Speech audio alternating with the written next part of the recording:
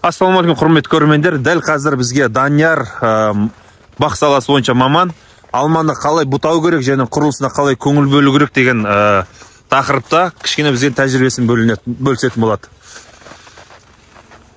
Ағаш бұтау үшін ең маңыздысы сіздің қолыңыздағы құрылғы дейді, секатор өте жақсы. Қайшыңыз әдемі ғой.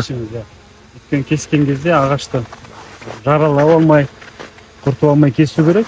Яғни ағаштарды біз жылда өсуіне байланысты арқалай кесеміз. Яғни однолетка дейді, бір жылдықтарды, волчоктарды, конкуренттерді жаңағы алып, түйінделген жаңағы заложен почкаларды, бұл өнім беретін почкалар, өнім бермейтін почкалар бұл бөлінеді. Соларды жақсы ажыратып, жақсы қалыптастырып, осы бұтау жұмыстарын бастаймыз. Яғни мына ағаш қазір аяқтады. Осындай формада біз burada қалыптастырамыз.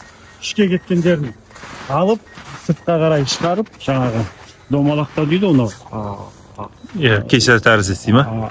Алма тәріздес өзін жаңағы елка тәріздес өзіне алып келеміз. Жалпы осындай бұтау жұмыстары.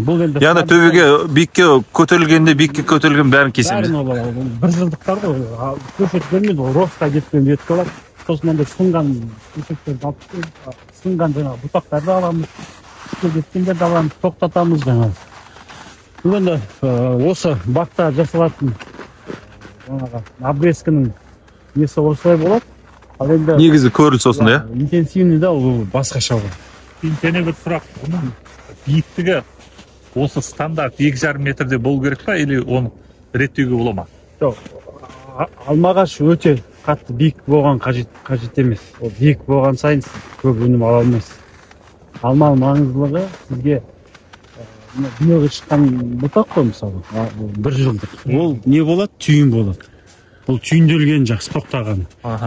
Яғни сіз уақытында өнімді жаңағы тыңайтқыш берсеңіз, уақытынан тыс берсеңіз, бұл росқа кетеді, ростовой почва болып кетеді.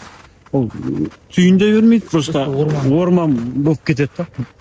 Сол себепті мынау жерде біраз алмаларымыз тұр. Қазір әр түйін бір гүлдейді ғой, 5 алма ғой жалпы бір түйін. Яғни 3 алма деп есептейші, құлайтыны бар, алатыныңыз бар.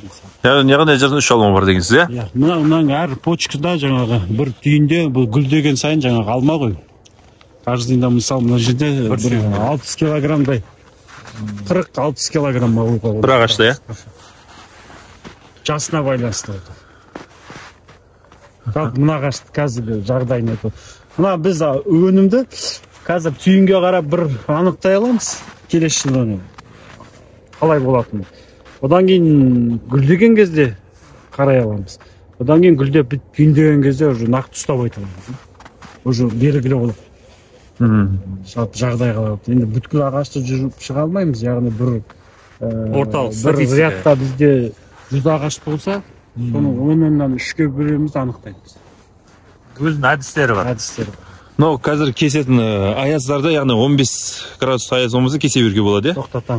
Тоқтатамыз. 15 градус аяз тоқтатасыз. -15 тоқтатамыз.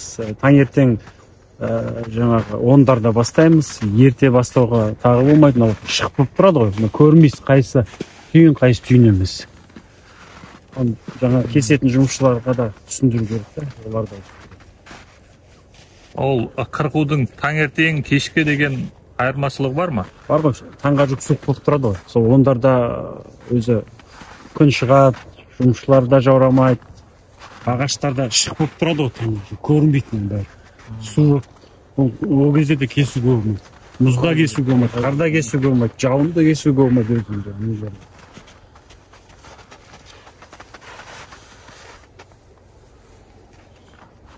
Осы жігіттер, мұнда волчоктарды алып тастайсыздар ма? Алдырға емес, мұнда волчоктар. Мынау секатор жақсы болу керек қой. Не бір секаторлар бар. Құралында дайындалып. Қинамай кесу керек қой ағашты. Құралға да дайын болу. Жалпы түсінікті. Рахмет үлкен.